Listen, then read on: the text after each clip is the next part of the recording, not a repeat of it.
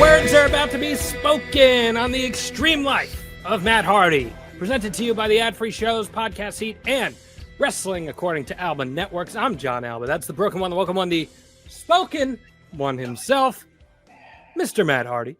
What's going on, my man? We're back in our regular setup here. You're at House Hardy. I'm back in the United States, unfortunately. And we are in a good mood on this Wednesday night as we record this. How are you, my friend? Jon Alba, I knew you'd come. Ha! Oh, boy. All right. That's great. They wrote that into my NXT promo. They said, oh, would you like to do that? I said, of course I would. That was fun. Yeah, man. Everything's good. No complaints. I have been so slammed the last couple of weeks. It has been insane. And that doesn't end anytime soon coming up because this Friday, Saturday, and Sunday, we are doing a con in Lexington, Kentucky. We are doing the Lexington Comic and Toys Con, and it's a big one. Jeff and I will both be there.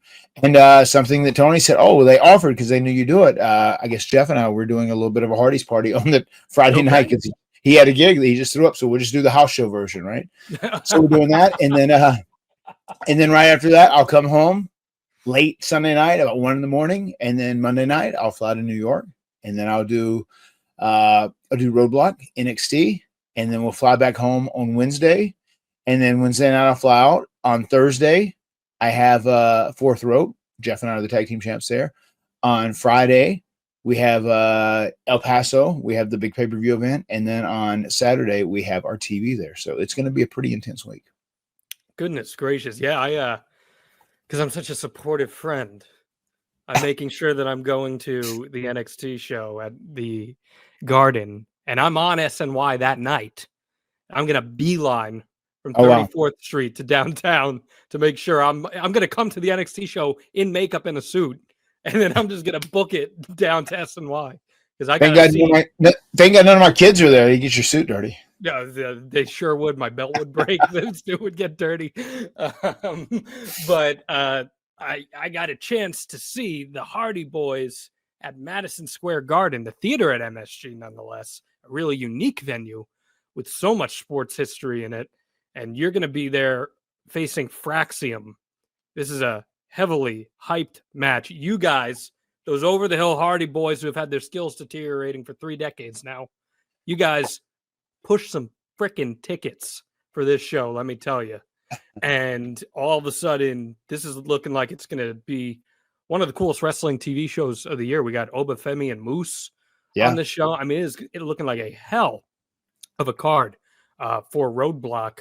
How's your NXT experience been so far? It's been incredible. I mean, I can't really put it over enough. I mean, they've been so great to us. They've the way they have treated us as such legends and just like so they act so honored to with. Thank you so much for doing this. Thank you for coming out and being a part of this. Here's Barty Hardy right here. Barty, did you watch us on NXT last night? Who? Myself and Tio. Yes. And did you watch our match last week? Yeah. Did you enjoy it? Yeah. All right, we'll just tell people you enjoyed it. I enjoyed it. All right. All right. Well, we're talking some serious business. Let me finish up, okay? And then we'll play. All right? No. Oh, he's chopping you. You chop yourself. All right, let me finish up, Barty. Head out, okay? Head out. You head out. Barty, go get him out of here, Woody.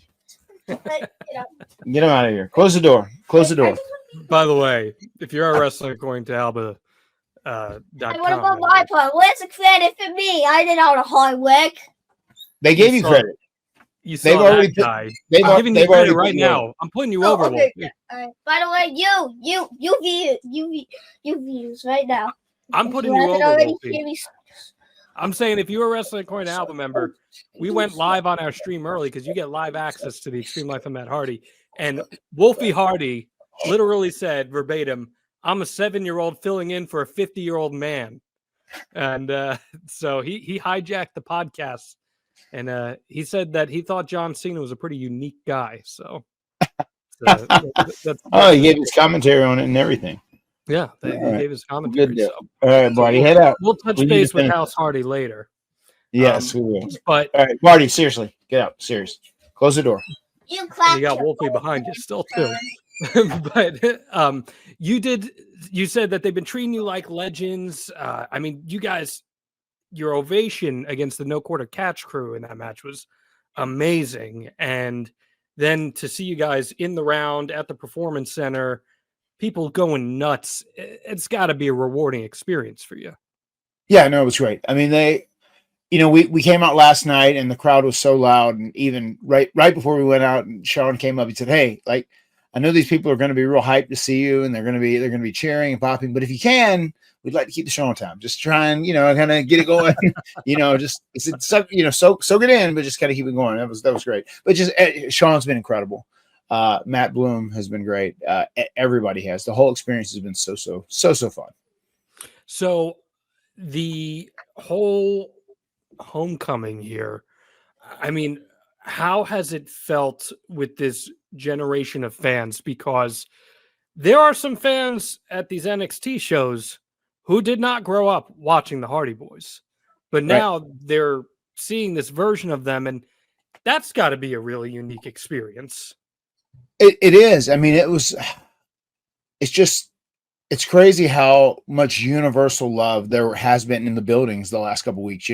Last Tuesday, it was a much bigger venue, and just the universal love there was incredible. And we could have sat out there and milked that promo over and over. Like the crowd, they were wanting to chant Hardy or like "Welcome home," "Welcome back," "Thank you, Hardy." There were a few things. At one point, they were saying "Brother Nero," but we just tried to go ahead and get through our promo so we didn't like go heavy in our whole segment. But it was just so flattering, so humbling, and the legitimate chant and the love and the passion those people showed us when they were saying like "Welcome back home" felt really special.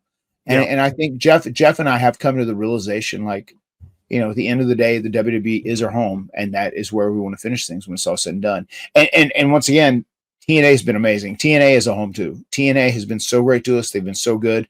The way they work in concert, they've been so great together. So great. And just we're having the time of our life at TNA. And if we didn't get this chance to have this great final run as the Hardys in TNA, then who knows if the whole WWE thing happens and they come a calling, so it's great. And I know too for Jeff, he was real proud because he really had something he wanted to prove to everyone, and he felt that he owed WWE a debt. And I feel like, he thinks he's paying that off, and he's super hyped about it. He's super hyped about this match. As we were driving home today in this brutal rainstorm, which I'll get into later when we do Matt Facts.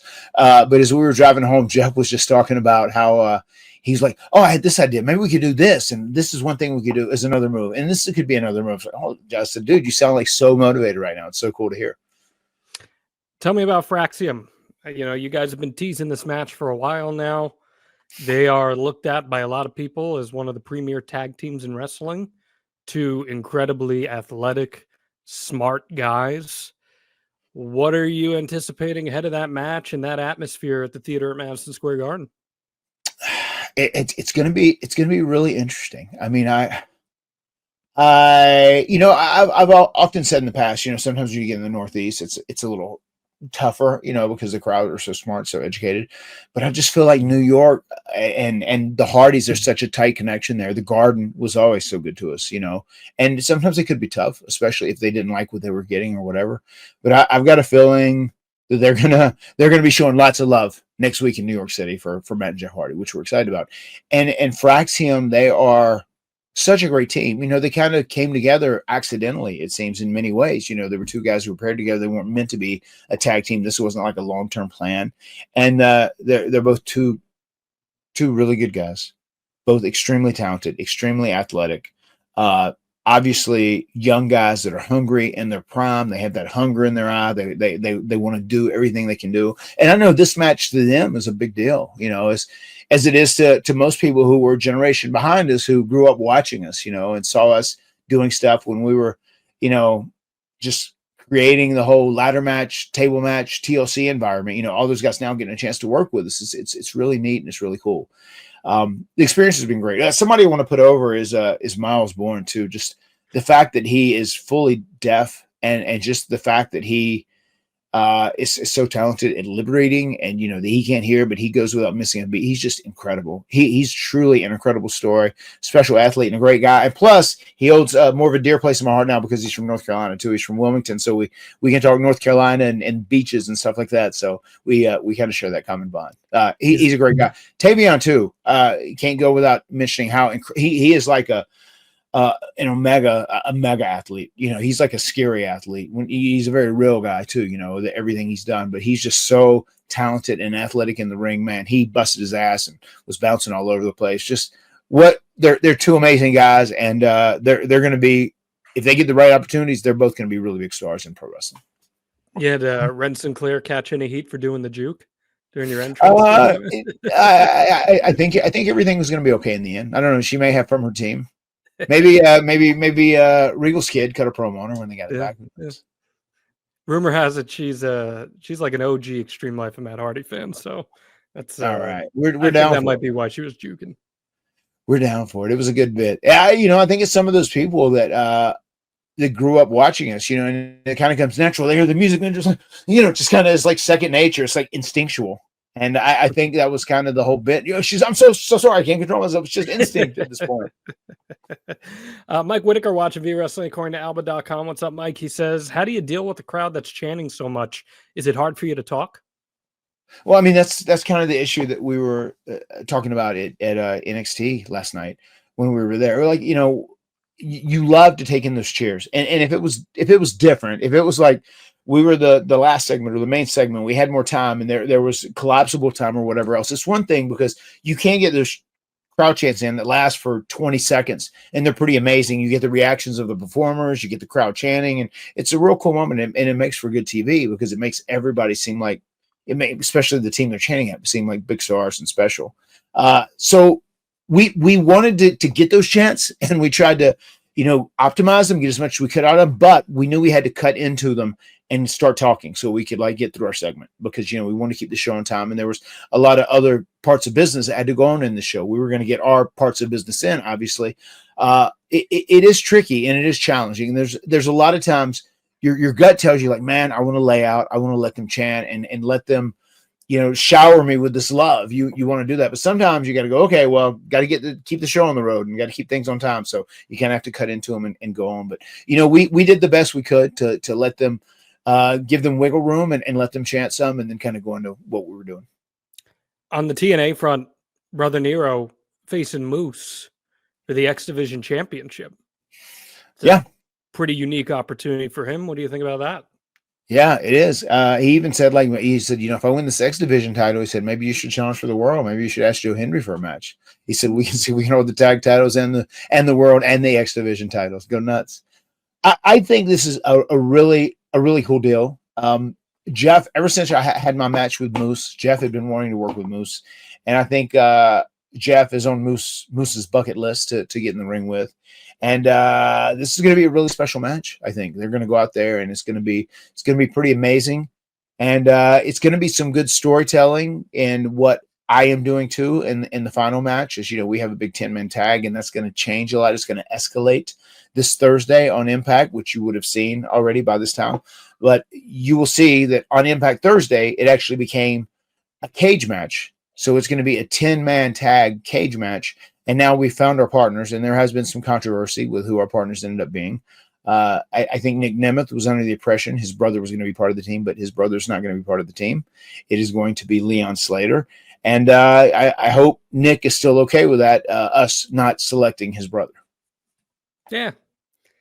He'll get over it. He'll get over it. Yeah, I mean, it is. We go back a long time, over 20 years. And I think I like Ryan Nemeth, but a lot of guys like Joe Hendry and Elijah and Leon, especially for some reason, they don't trust Ryan Nemeth. They don't know how trusting he would be in this match. So that was kind of our reasoning for having a vote and choosing who we chose. W Revolution is this weekend. Do you think there's a real chance that either Cope or Christian Cage walk out of this show as AEW champion? I think it would. Honestly, I think it would be best for AEW business right now. Why do you think that?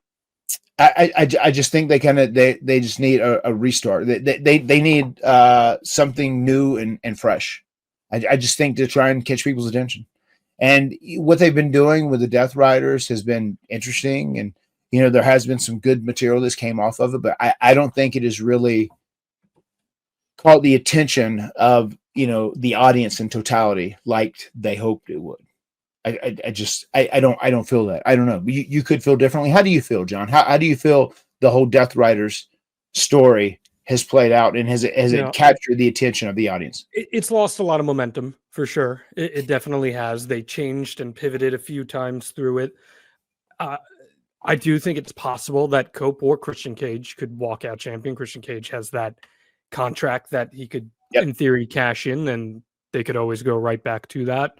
But I will say, I do think AEW TV has been much more consistent over the course of the last couple of months, and there's some really exciting names coming in to AEW right now. Speedball Mike Bailey, someone you're a really big fan of. He's been getting vignettes. They're going to be putting him on television soon. Megan Bain just debuted with the company recently, and I'm a big fan of hers. I think she has amazing presence. It's rumored Josh Alexander's going to be coming into the company. Those are all people that fit within the mold. So I'm hopeful that they can make an impact in their own right. I think this pay-per-view card's shaping up to be really, really good. I mean, the work that MJF and Hangman Page have been doing has been excellent. And they're going to go out there. They're going to have a killer match. That Will Ospreay and Kyle Fletcher are going to go out and have a killer cage match. That's going to be awesome. So those pay-per-views generally always deliver, Matt. Yeah, I mean, it's especially in terms of wrestling. One thing Tony Khan does great is provide wrestling pay-per-views that have absolutely amazing wrestling. And I think he usually always hits home runs on those. I just think sometimes connecting the dots, TV to TV to TV, and story elements, I think sometimes that is maybe where the disconnect happens. But I mean, once he is usually set on a pay-per-view card, and he knows, like, I'm going to put this guy against this guy against this guy, and this going to, how I want to do it to get them into that match. Those things are usually always home runs. Yeah, and I think TV's been much better lately. The work that Ricochet's been doing is very much out of your alley, where he came over to AEW as just a guy that was really good in the ring, and he's found a character, and it's helping him get over. So sure, I'm hopeful. I think he and Swerve are going to have a killer match. So I do like that. I am a fan of the current character Ricochet is portraying. Yeah. So let's see how somebody. I was talking about on Patreon the other day, and on the hump, I guessed it on the hump on Fightful today as well. There are circumstances where some guys just benefit from getting out of WWE and going to AEW, and some guys benefit from getting out of AEW and going to WWE. Just new opportunities present themselves within these respective rosters. Ricky Starks reached his ceiling in AEW for whatever reason. And so there was that opening with NXT, and look how he's come in and how he's been presented. So I think that's just the nature of the beast. Well, I mean, it's great. And I was having this conversation with some guys last night, actually, in the locker room, and everybody's pulling for AEW. They want AEW to do good. But it's one of those things, like, sometimes after you run somewhere for X amount of years or whatever, and you've kind of done everything you can do, and maybe they don't, feel like putting a fresh coat of paint on you. It gives you a new place you can go to and kind of start anew, and you feel fresh. It feels like you have a fresh coat of paint. You have a fresh list of opponents you can battle. You know what I mean? And that kind of goes both ways. It just, once again, it's just the thing with AEW, which you said the TV has been better. I will admit I've been so slammed and busy. I haven't got to watch a lot of it recently. But, I just want to see them follow through, especially when someone gets hot. It's just really important to follow through and capitalize on those, so we don't have those instances, of the Wardlow, or, even with Private Party, I wish that could have been so much more. Even Daniel Garcia, it's just, I want to see them follow through and go all the way with acts once they organically get hot. That's very important. Sure. Totally agree. You talked about a pay-per-view. Well, on this episode of The Extreme Life of Matt Hardy, we're going to be talking about something very important that happened at the WWE pay-per-view, the premium live event Elimination Chamber this past week. And that was hell freezing over and John Cena turning heel. And it happened. And it happened in a big way. And we're going to talk all about that. And at the end of the episode, Matt and I are going to give our top 5 wrestling heel turns of all time. So I'm excited to hear what Matt's list is and what my list is as well. But before we can, you know what I got to ask, Matt Hardy. Please, without further ado, hit us with that Matt Fact. Matt Fact, Matt hates driving in torrential downpours. You've told a famous story here on the podcast when you're up in Canada. You drove through a monsoon with Michael P.S. Hayes and Jeff in the car. Was it similar here in North Carolina? Yeah, it was. Well, we were getting, those yellow alerts or whatever they are. They come through on your phone. Sure. The weather alerts.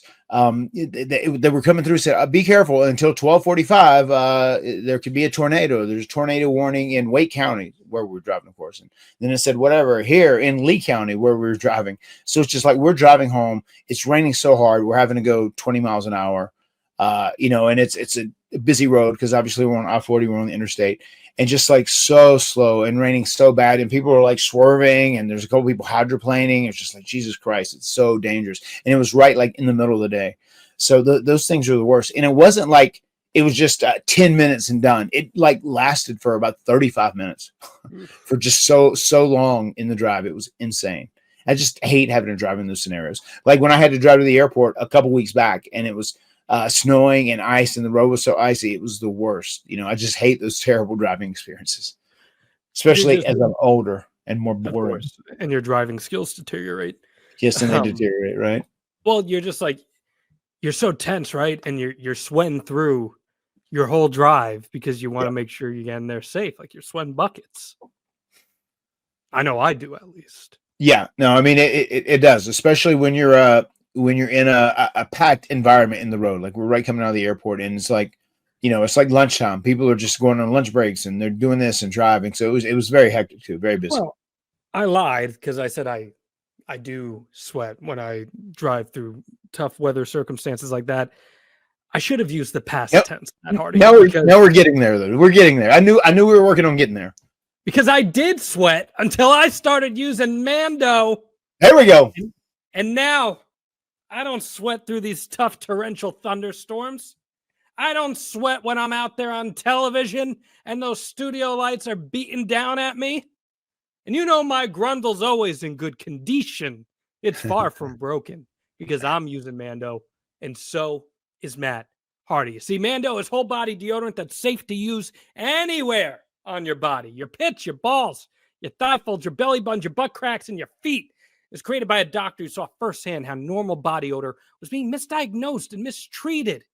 And Mando's clinically proven to block odor all day and control odor for up to 72 hours. Their products are baking soda free, they're paraben free, and you can choose from a variety of fresh scents like bourbon leather, clover woods, Mount Fuji, or Pro Sport. Matt, which of those is your favorite? We got the bourbon leather, we got clover woods, Mount Fuji, or Pro Sport. I'm a big Mount Fuji, and I wear my Mount Fuji because I don't sweat when I'm in a WWE ring with athletes that are prime athletes that are half my age in their 20s. I'm not sweating it. I'm not sweating it when I'm in the ring with athletes that can do every aerial maneuver under the sun, including the Phoenix Splash. It's all good because I am rocking Mando. I'm going to ask you to bury someone here for a second. Who is the stinkiest guy you were ever in the ring with? The stinkiest guy. I'll tell you historically who they always said was the stinkiest guy. It was Vader, because a lot of times Vader would go a couple days and he had that big outfit. So he was historically known as one of the guys who was the stinkiest. So yeah, I would have gave Vader Mando on me. Yeah, they used to call Vader stink. So it was a real thing. Well, guess what? You should have given it to him because Mando is clinically proven to control body odor better than a shower with soap alone. 12 hours after a shower, the average man's grundle odor level, 5 out of 10. With Mando, the average grundle odor level is a 0 out of 10. I'm not kidding. I was on vacation in Mexico this past week, and my significant other was shouting into the air about Grundleloader thanks to Mando. This is a real thing that happened. So I want to help you try America's #1 whole body deodorant right now. You can find them in Walmart, Target, and other retailers across the country. But for the best deals, you go to shopmando.com. Mando's starter pack is perfect for new customers. It comes with a solid stick deodorant, cream tube deodorant, 2 free products of your choice, like the mini body washer, my personal favorite, the deodorant wipes, and free shipping. And as a special offer for our listeners at the Extreme Life of Matt Hardy, new customers get $5 off the starter pack. How many dollars, Matt Hardy? $5 off. You just got to use our exclusive code. And that equates to more than 40% off your starter pack. Just use code HARDY, HARDY, at shopmando.com. That's SHOPMANDO.com. Please support the Extreme Life. Tell them we sent you. Smell fresher, stay drier, and boost your confidence from head to toe with Mando. That's good. That's quality. That's quality. Josh Cheney saying Mando has allowed him to go out in public again. There you go. You're a good man. Good stuff there. Good stuff. Okay, man. Before we jump into this, Sean, I do want to ask one thing. Please. Did you get to see the social post of Jeff and I taking a tour of the PC and we ran into Ethan Page? I did. I was very happy. I had that idea and threw it out there. And he's like, oh, I'd love to do that too. So I'm so happy we got that moment. You haven't buried him for stealing the Twist of Fate yet? Oh, that's what I did. No, I'm saying like on WWE TV. Is that coming? Oh, no, we might get there. We might get there. Okay. All right. I'm waiting for that. Yeah, let it play out, brother. Let it play out. That's right. Okay. John Cena is a heel. That's a thing that happened, Matt. Anything. Who'd have thunk it? Anything can happen in the World Wrestling Federation. Yes. And it happened here at this Elimination Chamber premium live event. John Cena wins the Elimination Chamber, earns the right to face Cody Rhodes. The Rock comes down to the ring after Cody comes down to shake John's hand. He's got Travis Scott with him, famous artist. Yeah. And he wants Cody to sell his soul to him. And you know what Cody does? He tells him, go fuck yourself. Uncensored on WWE television. What do you think of that? That was something. It was pay-per-view though, correct? It was on pay-per-view. Yeah. Okay. So after that happens, John Cena's yucking it up, dabs him up, stares the Rock right in the eye. The Rock slits the throat. And man, he hits Cody where it hurts. Right in the cool yawns. Down goes Cody. Epic beatdown. Travis Scott gets him the hard way. He gets some weight belt shots from The Rock. And John Cena has joined The Rock's side. He has turned heel for the first time since 2004. More than 20 years. And it's one of the most shocking moments in wrestling history. Matt, before we dive into it, what was your initial reaction? I thought it was very well done. I thought it was great. I think it is good for business. I think John was very generous in being up for it. And I would imagine he's pretty excited for it with everything being considered. And you see people post all the time and this whole meme is kind of like done to death nowadays, right? Where they put up, that thing, they put, this is cinema. You see, this is cinema. Like when you see the thing with the, he pulls him in, he hugs him, the facial expression changes, and Rock looks at him, he does the thing where he weirdly comes off and he holds up the 2 at the end. Like that was cinema though. And then he backed off and he kind of smiled again and kicked him in the nuts. The way that was executed was done perfectly. It was shot perfectly. And just that the storytelling of that moment was huge. And I think that is something that is going to be a huge positive and huge plus for WWE business over the next few months leading in WrestleMania. The lead up to WrestleMania was feeling a little lackluster to me. And when this segment happened with The Rock a couple weeks ago on SmackDown, I really honestly wasn't feeling it. I didn't think the segment was very good when he asked Cody to sell his soul to him. It was like 25 minutes long. The Rock was going forward, then backwards, and forward, then backwards with what he was saying. And I just wasn't feeling great about it. But then I started thinking about, okay, what are the options forward here? And two came to mind. No part of me ever thought Cody was going to actually accept this offer. So it was, okay, who does it become? And the first one that I said, well, CM Punk selling out and going corporate would be a really great twist. It would get you the Cody versus CM Punk match, and it spits in the face of everything that CM Punk claims he was, right? Right. And then I said to myself and my patrons over at WrestlingCornerAlba.com, I said, but the biggest thing they could do would be John Cena selling his soul. But there's no way that John Cena in his final year would turn heel. And that, Matt, is what stands out to me the most. Right. What do you think about John foregoing this easy cruise to the end babyface run in his final year and stepping outside of the comfort zone a little bit?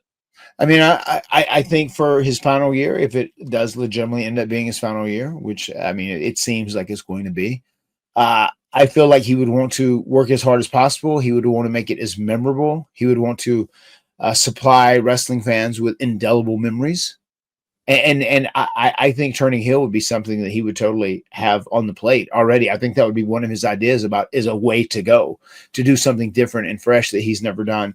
I remember Ric Flair used to say this all the time. He said, it's one thing if you can get over by being a great babyface. That's great. He said, the guys who, do babyface their entire career and they're never a heel. He said, well, I think they're good at what they do as being babyface, but they're not the most talented in pro wrestling. The most talented performers in pro wrestling are the ones who can be on top as a babyface, as a good guy, or the ones who can be on top as a heel, a bad guy. You can make people absolutely love you and adore you, or you can piss them off and make them make all those people think you're the ultimate asshole. He said, I could do both. He said, Ricky Steamboat could. And he said, so you tell me who's the better performer overall.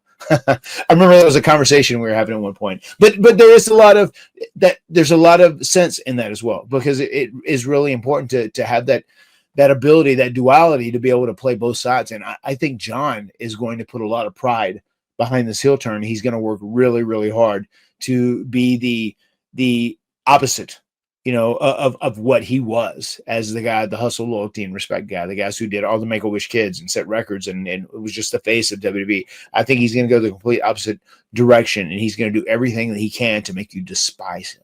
Yeah. So how do you think he should be presented? What do you think he should do? No, that's a great question. I think him coming out and dropping the mic and not answering any questions was a very good call for that first press conference. I think it's going to be, I almost feel like if he comes out and he kind of explains, like, for the longest time, I tried to be the good guy. I tried to put smiles on face. I tried to make happy, but I got sick of it because it wasn't the real me. The real me is just someone who wanted to be a champ, who's wanted to be the best and hold the most titles. And then it got to the point as I got a little older, he said, I couldn't do it anymore. I couldn't win the big matches. I couldn't succeed. I couldn't do that. So I was like, I got to just drop the act. I got to go take what I want. I've got to stop giving and start taking. Almost kind of that mindset. And that's just off the top of my head. Yeah. See, I think that the most straightforward and pure way that they can go with this, number one, I think he should be wearing suits all the time. I think he should be the guy that we see him in all those Hollywood interviews. Yeah, I think he will be doing that because, he wears suits all the time unless he's in a wrestling ring. I think he should be doing that. Yes. I think it's as simple as this, and it's such an easy story to follow too. And I want to get into the nuclear parts of this with you, but the dude hasn't won a singles match in 5 or 6 years. This is his last chance to win the iconic number 17. And it means everything to him to go down as the greatest of all time. So he's willing to do whatever that is, whatever it takes to go down as the greatest, even if that means aligning with his greatest foe ever. And nothing's going to stop him. He'll take 17 at whatever it costs. And I don't know if you saw, I put this on social media, but the first clue to me that he was going to turn that night was watching the end of that match when Seth Rollins curb stomped CM Punk. And Cena just immediately capitalizes on that, grabs Punk in, and puts him in the STF.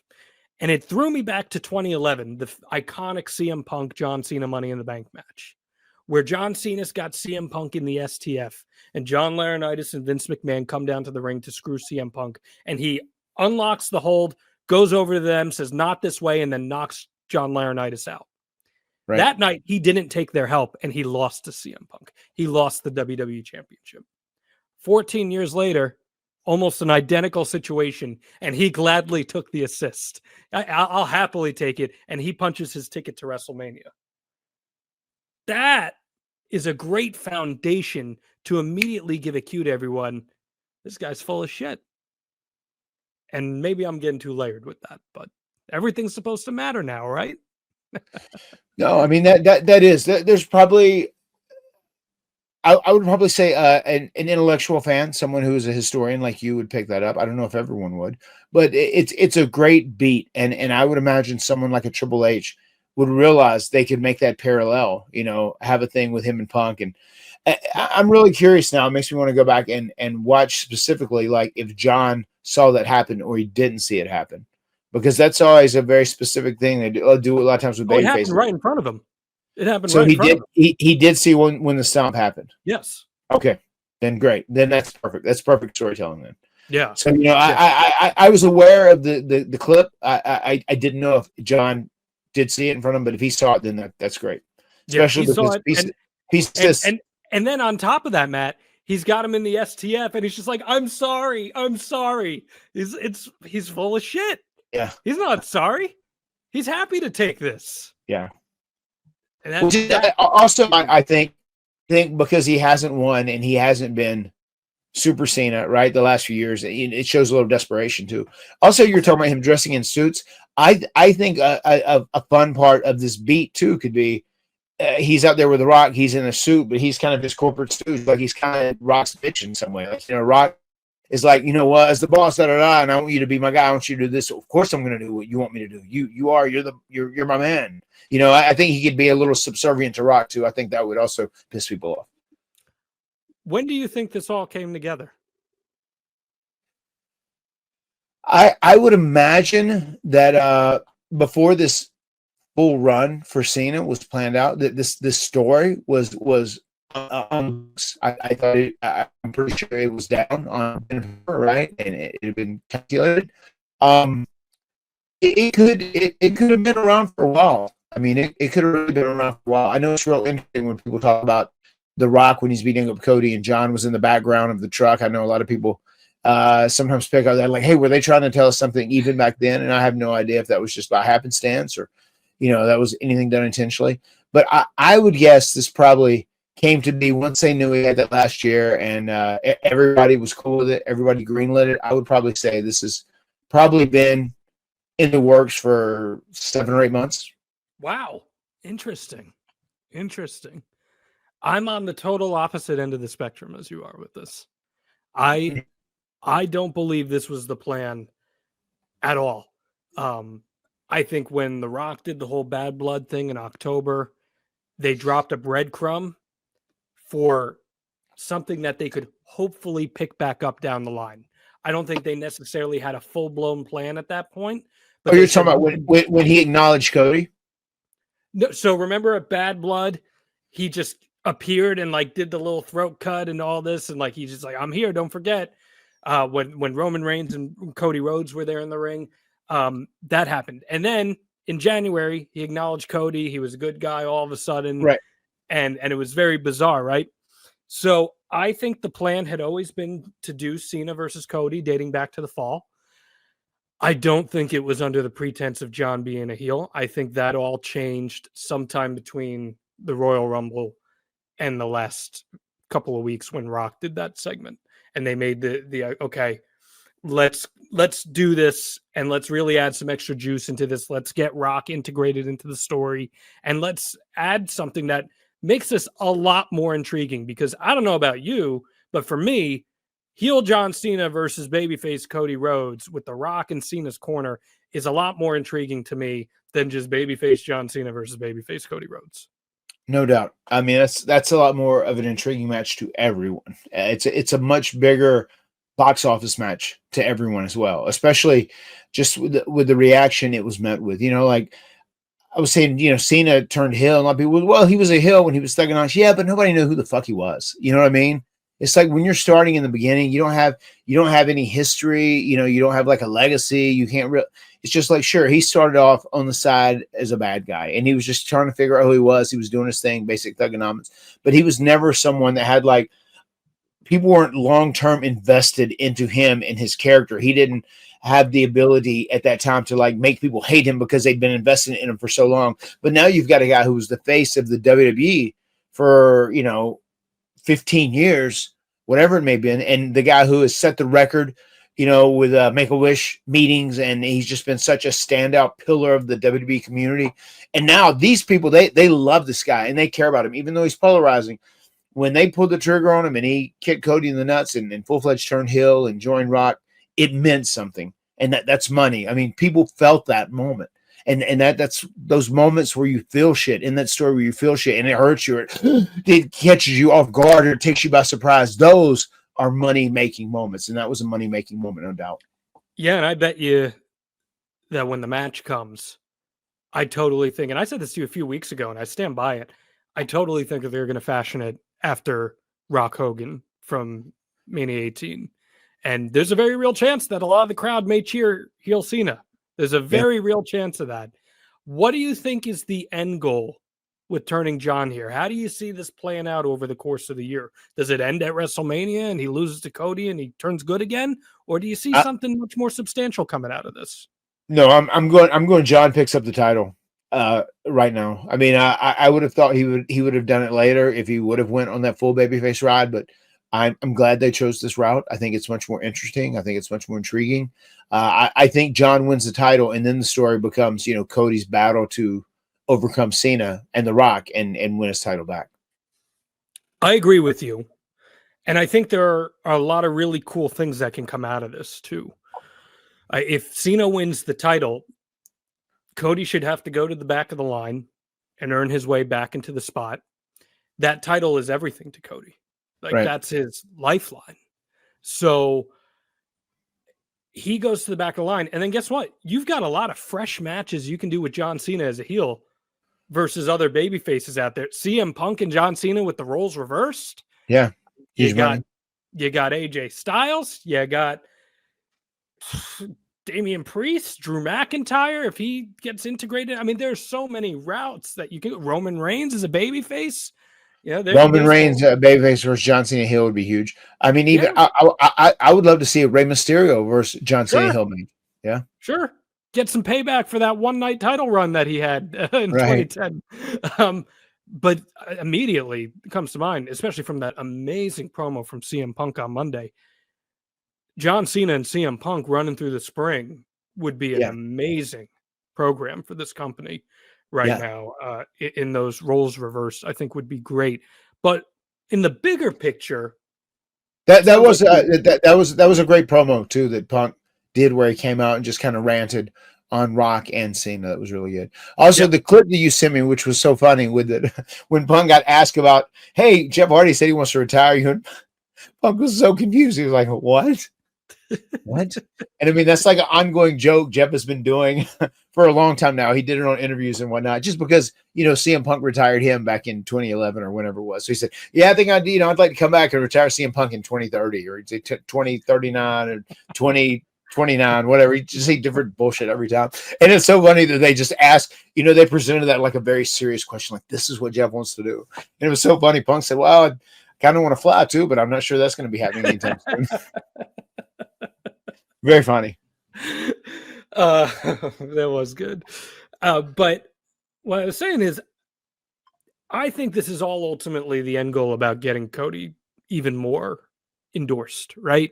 Yes. And the story with Cody, should he lose his championship, can immediately become, A, he has to earn that title back, but B, he has to remind John Cena who he truly is in his heart. And I think that's a great story that you can follow throughout the course of a year. Right. Yeah. That's, I mean, that's huge. That's huge. That's big business too. And people will buy tickets for that. I mean, it's two great promo guys, two great characters. I mean, there's so much amazing stuff that can happen on WWE programming with John Cena now being on the hillside, really, and honestly, kind of for the first time ever in a meaningful way. I mean, just that angle that they did was money. And they put together great video packages about it, and they will continue to. And I'm really, really excited to see how they present Cena going forward. Like I say, we threw our ideas out, but I think this has the potential to be huge. I think it can give a huge, give a huge bump to their business this summer. Yeah, and I really liked that it had like an effect on the entire preceding show. Like, other people on the roster were asked about John Cena turning heel. CM Punk referenced John Cena turning heel. R-Truth, your boy, is decimated over John Cena turning heel. He thinks, calm down, guys. We don't know yet. We can't jump to conclusions. Then he said, wait, this looks like it was AI generated. He had all these great responses. He's an all-timer, isn't he? He's great. He is an all-timer. Josh saying, Cody chasing the title is so much better too. I mean, generally, Matt, I feel like your top babyface is chasing. That's why Austin had so many short title reigns, because he was always better chasing. Sure, of course. I mean, and it's great. Cody has had an incredible, very productive reign for a year. So if he drops it, I mean, there's no shame in that. He's had an amazing run, and then him chasing the title is gonna be great for him. Yeah, gonna be great for him. And it's gonna be great for selling tickets too. What does it say about Cody Rhodes that he has just his sheer popularity has resulted in John Cena and The Rock in back-to-back years turning heel for the first time in 2 decades? What does that say about Cody?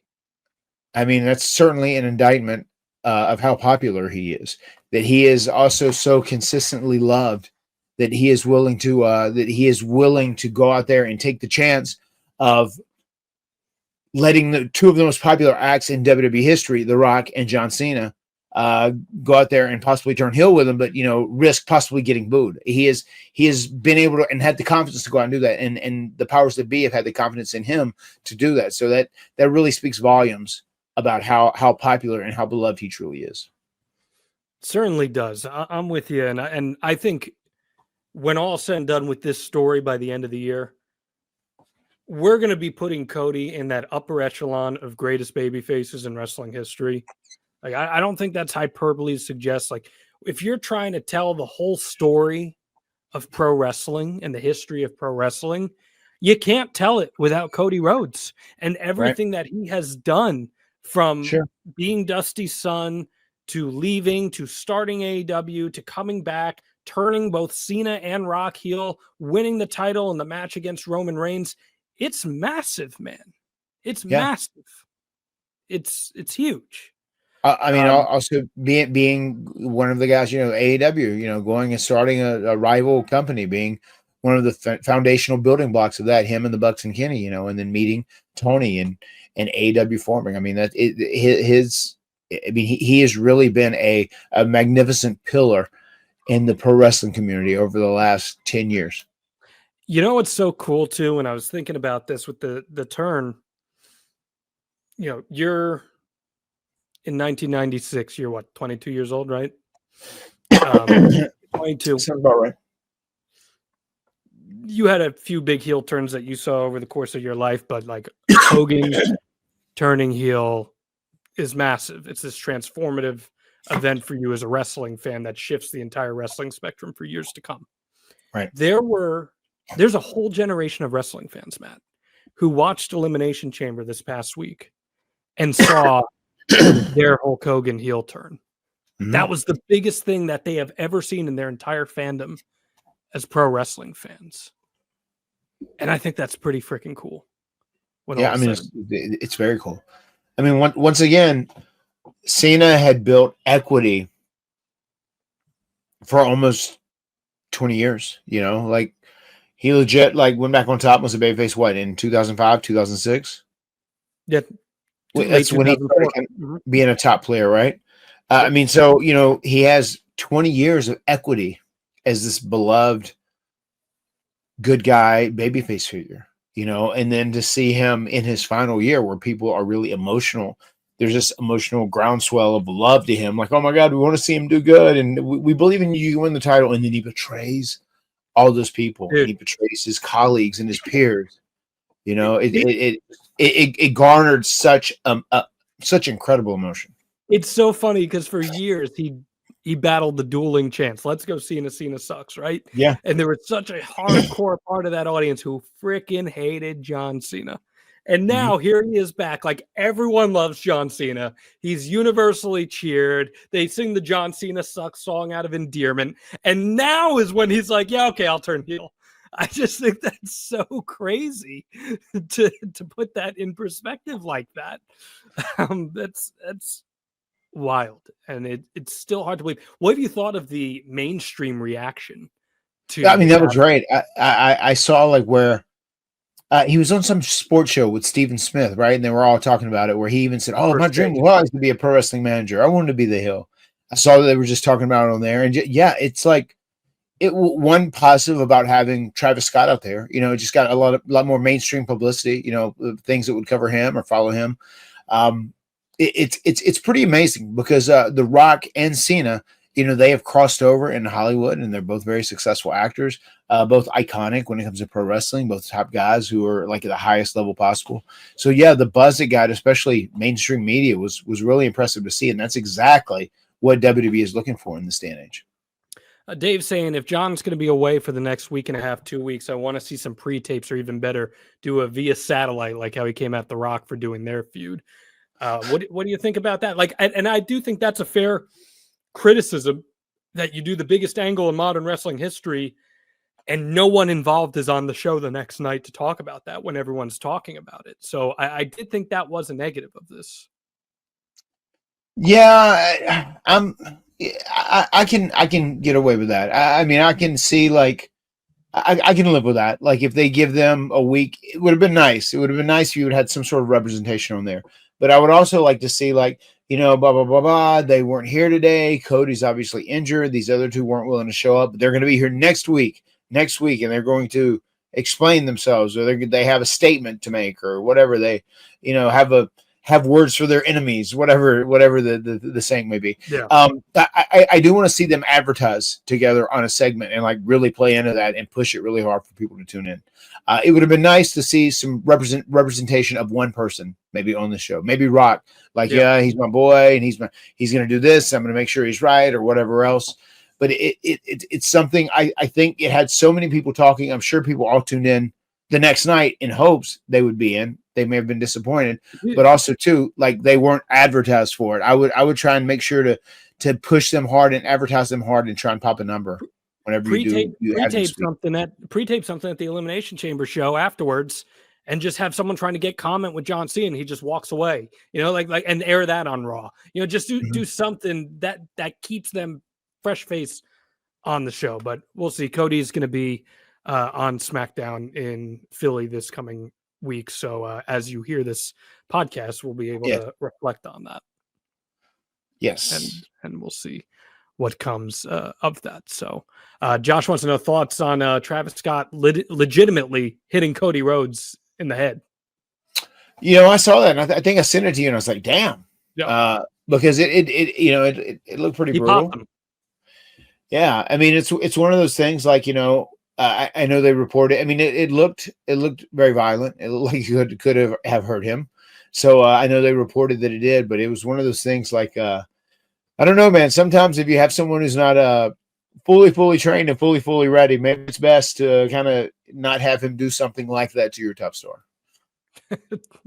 You might think that. Dave says receipt incoming. If it was the Undertaker, that certainly would be the case. Oh man! Speaking of that, I saw Taker. I saw Taker last night. It was great because he was doing the LFG show down there. And I got to catch up with him. I talked to him 20-25 minutes. It was fun to see him. Very nice. So clearly, Matt, this is a heel turn that is going to resonate for years and years to come. And I want to try to put it into context, because I've heard a lot of people say this is the greatest heel turn of all time. maybe that's recency bias, or maybe there's something legitimate to that. So I think we should give our top 5 biggest heel turns in pro wrestling history. And you and I come from different generations of wrestling. Sure. So I'm curious to see how we do here. So why don't you start with your number 5, Matt? Okay, so I was doing this and I was thinking through things that were shocking, that were unexpected, things that really pissed people off. And I know this one did, just because I still hear about it 16 years later, nonstop. Whenever I turn on Jeff at the Royal Rumble 2009 and cost him the world title, because I still do. I have people say like, I love the Hardy Boys, but I still have something against you for turning on Jeff then. I mean, you didn't have to go burn his house down, man. Yeah, well, it was heavy. Killed the dog, little, burned the house down in a stairwell, ran him and Beth off the road, tried to kill them in a car accident. It's pretty intense, man. Tried to burn him up with fireworks. You tried to burn me up, as Jeff said. There weren't even whores in the house. You didn't have to burn it down. You didn't have to do that. Okay, all right. I wasn't expecting that, but I understand, because you encounter that at the signings all the time, and people come up and say this to you.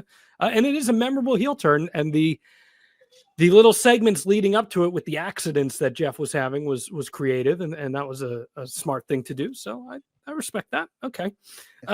My number 5 is going to be one that is probably pretty near and dear to you in terms of who's involved. But that is Christmas in the Cage, 1982. Ric Flair and Kerry Von Erich, when the fabulous Freebirds turn on the Von Erichs, and it sets off one of the biggest and most important feuds of the 80s that set both teams into superstardom. Ric Flair and Kerry Von Erich. Kerry almost has the championship won. It's a cage match. Michael P.S. Hayes is like the special enforcer for the match. And he gets into a little tussle with Kerry. He goes to leave the cage. Terry Gordy's on the outside. And as his back is turned, Ric Flair pushes Kerry Von Erich into Michael P.S. Hayes. He takes a fall to the outside. They think Kerry did it on purpose. Terry Gordy slams the cage on Kerry Von Erich's head, busts him open. Ric Flair retains. It is one of the greatest heel turns in wrestling history. And if you've never watched it, go out of your way, because it led to one of the most important feuds of the 80s, Matt. And that's the Freebirds versus the Von Erichs. That's incredible. And the reason I said that is because that is what I was going to say is number 4. Okay. Because, obviously being, a mentor of being Michael, being my mentor, being underneath him and sitting underneath his learning tree. Obviously, I got to see that, and we've talked about it and stuff in hindsight. And it was amazing. And the heat that was generated from the Von Erichs and Freebird feud was off the charts, especially in the 80s during that time, when kind of the genie was still in the bottle, right? It was amazing. And everything I've ever seen from that era, I've absolutely loved. And Jeff gets very envious because he says, like, these guys are doing so much like punching and kicking and just fighting. Like, I wish we could incorporate that in what we're doing nowadays. He loves that mentality. But the fact that Michael Hayes and Kerry Von Erich, when they did this deal with Flair and the turn, the way the whole thing went, and the way people bit on it, you know what I mean? The hook, line, and sinker, they had everyone, and it was perfect. It was so good. If you want to see like the Von Erichs over and Kerry over at their peak, you watch this match. We did a tape study of it on WrestlingAccordingToAlba.com a couple years ago, and it is a sight to behold. The match still holds up very, very well. And it's one of Rick's best performances ever, too, just as the dastardly heel. And if you watch the movie The Iron Claw, you can get a little bit of a taste of that era from back then. Dave saying, John, you were negative 20 years old. First off, I was negative 11, not negative 20. But doesn't mean I don't know my history. We study up on Wrestling According to Alba. Okay, so that's your number 4. I got to tell you, it killed me to leave HBK turning on Marty off this list. But that would be like my number 6 if I had to go there. My number 4 is going to be Seth Rollins turning on the Shield, because this has been one of the most impactful in terms of long-term storytelling heel turns in wrestling history. I mean, they just paid that heel turn off 10 years later at WrestleMania this past year, last Right. year in the main event with the storytelling that they did in that WWE Championship match. It was shocking in the moment when they did it. The Shield were massively popular. I think a lot of people were worried that Seth Rollins might be the odd man out of the three. You know, a lot of people were very high on Dean Ambrose at the time. Everyone knew Roman Reigns was going to be a top guy, and it was still a little uncertain with Seth Rollins. He's the one who turns, and he goes on to become a WWE champion at WrestleMania by cashing in, and goes on to become one of the greatest top guys in modern WWE history. And the fact that it still resonates to this day and people still talk about it in the way that they do, I think that that's really what cements it for me. Yeah, no, that's a great call. That it really is a great turn. Cool. What's your number 3? My number 3 is Andre turning on Hulk Hogan. Just because that was right around the time when we were just discovering wrestling, we were starting to get into it. And we knew these characters from the commercials, and they were both pretty big stars. They were presented as huge, massive deals in WWF at the time. And just the whole drama of him turning on him and ripping off his necklace and everything. And we're like, oh my God, how could this big, lovable giant do that? You know, and then obviously it went into a big ordeal there. Like that feud, I think that stands out to me a lot more too, because it was so memorable. That's when we first started watching wrestling, you know, the whole thing with the Hebners, when they came in and they paid someone to have plastic surgery so they could screw Hogan of the title, the whole deal, you know. Then Andre won it, and then Ted DiBiase, he bought it from him, or he made him give it to whatever. It was so crazy, and that ultimately led to the deal with Macho Man winning the title, which had Jeff and I hooked from that day on. Yeah, I mean, I don't blame you for having that on your list at all. It is massively important to the timeline of pro wrestling, without question. I'm with you on that. Dave saying, would HBK turning on Janae be on your list, John, if Marty had gone over as a singles, or does it have no effect? I think it would have been more impactful if Marty then became a big-time babyface star after that, but it just unfortunately didn't happen that way. But the moment, everyone remembers the moment, so that's certainly valid. And then Josh saying, worst heel turn moment, Austin turning WrestleMania 17. You know, Matt, we've talked about that a little bit on this podcast, but this turn with Cena, it's almost the antithesis of the Austin turn, because when Austin turned, there were no other top guy baby faces in the company. Rock was away. Triple H was a heel. No one else was at that level. But now, because Cody is so over, they can afford to do something like this. Yes, they can. And Cena has been around long enough where he's still beloved, but there's also people who craved to see him be a heel. And, you know, they may have thought it was too late for it at this point, you know, where it was polarizing. And, you know, they're waiting for a heel turn. He would do the joke where he would turn his heel on his foot. And the fact that they finally pulled the trigger and they did it, and they did it in such an impactful way. I mean, it worked perfectly. Like those kids, they post that shit on Twitter, on X. It was cinema. You know what I mean? My number 3, Mr. McMahon character being born, the screw job, and Brett screwed Brett coming out of that. Vince McMahon wasn't a character on TV, really. You know, he was an announcer, but he wasn't really a character. He becomes the biggest heel character in the history of the business, and it jettisons WWE into an entirely different stratosphere, stemming from the Mr. McMahon character being born in Montreal. So naturally, that has to be number 3 for me. What's your number 2? That is a good one. I would say my number 2 is John Cena turning. And I'm with you too. It's my number 2 as well. John Cena turning on Cody, and we will see how it plays out. I think it's going to be massive for WWE at the end of the day. I think it's going to be a huge success. But that is my number 2, especially in terms of impact, in terms of the reaction it got globally, just from fans all around the world, and just how everybody was talking about it, and they still are. Yeah, I think it's not hyperbole to suggest this is one of the biggest of all time.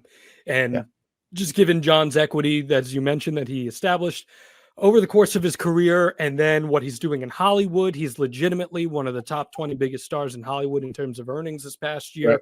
He's a big-time player out there, and for him to go heel was a big moment for WWE and for wrestling fans for years to come. I got to imagine our number one is the same, but please, Sure. what's your number one?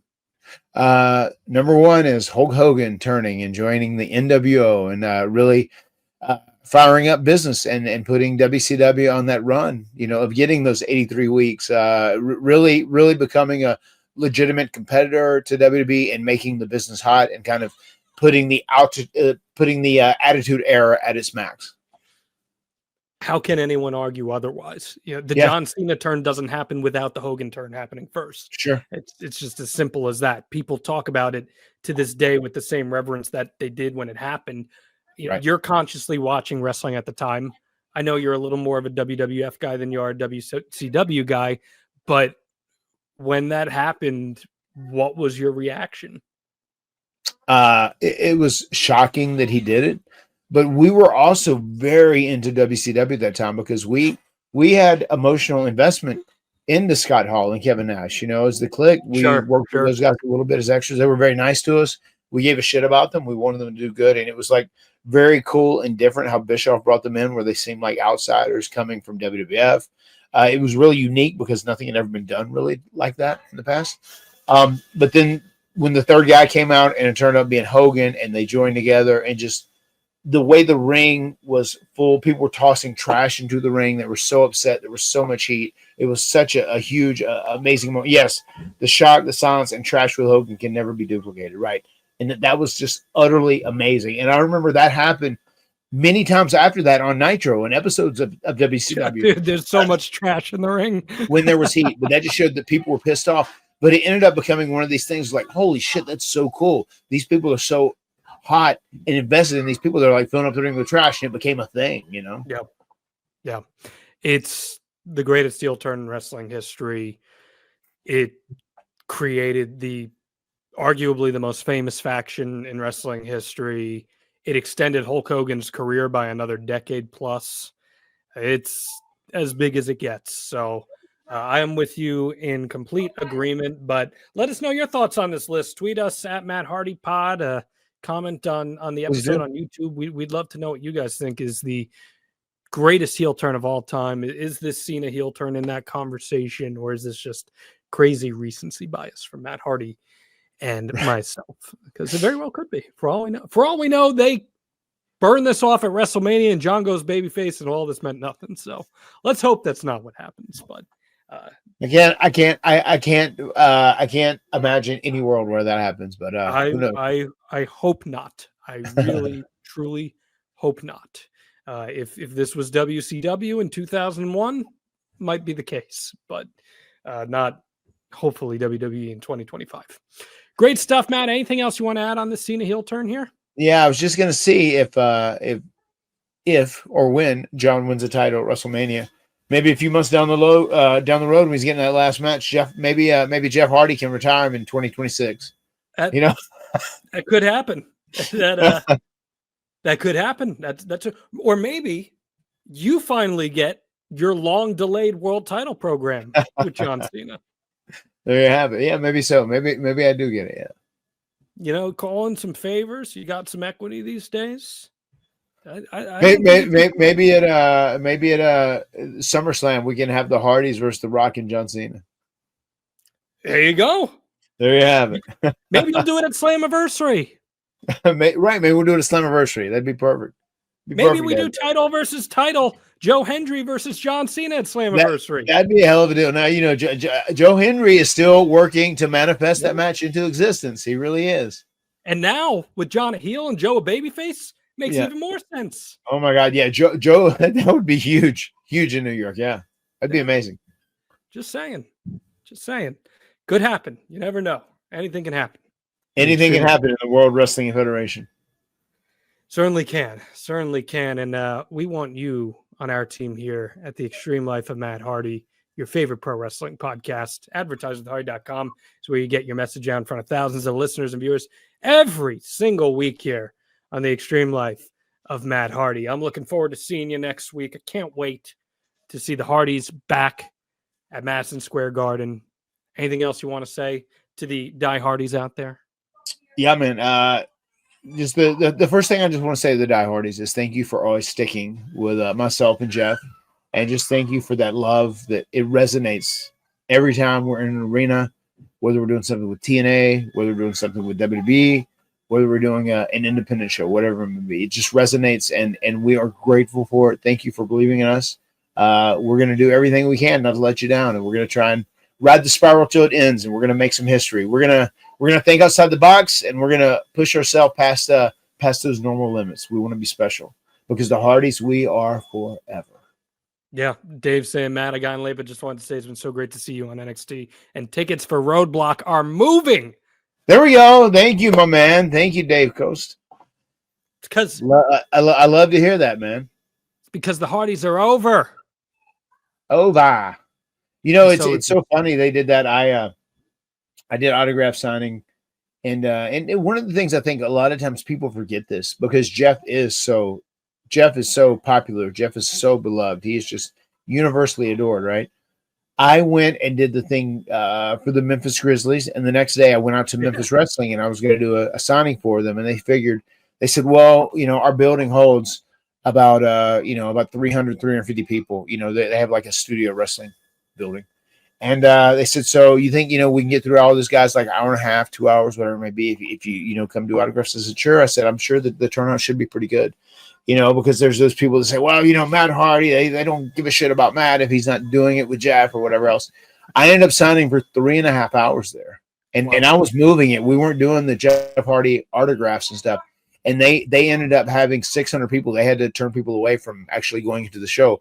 There were over 100 people that had never been there before. They came out to meet Matt Hardy and take a picture and get an autograph. And it was a new out. They said, oh, we're going to back out and check this Memphis Wrestling. We didn't know we're here. We didn't even know it was here until, we saw you were signing. So it was very cool to come out and meet you and do that. And I was telling the guy, that's my job. That's my gig at this point to put new eyeballs on products like that. Putting smiles on people's faces, right? Putting smiles on faces and happiness in hearts. That's what I live for. The words have been spoken. We'll see you next time right here on the Extreme Life of Matt Hardy.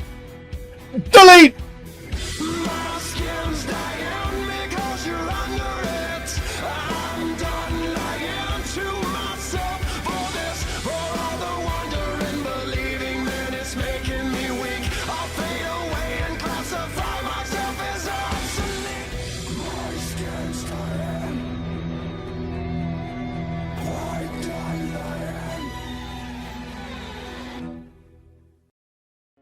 SaveWithConrad.com. My name is Mike Garner. I am a top guy with ad-free shows. I am currently living in Charlotte, North Carolina. Moved here from Arizona. Like everybody else, we shopped around for mortgages, trying to get the best deal. One of the things I wanted to do was give my buddy Conrad a shot. So I reached out to him and told him I was interested in going through the process.